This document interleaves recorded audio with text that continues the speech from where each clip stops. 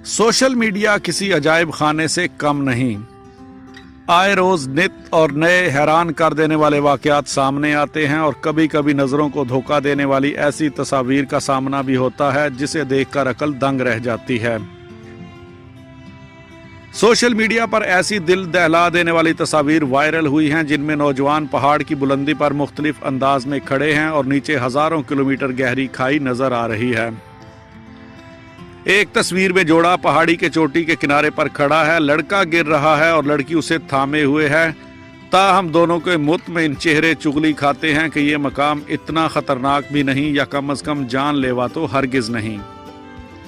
एक और तस्वीर में एक नौजवान को चोटी के किनारे एक हाथ और एक पांव फैलाए देखा जा सकता है। ऐसा महसूस हो रहा है कि नौजवान हवा में मुअल्लिक है और किसी भी वक्त गहरी खाई में गिर सकता है।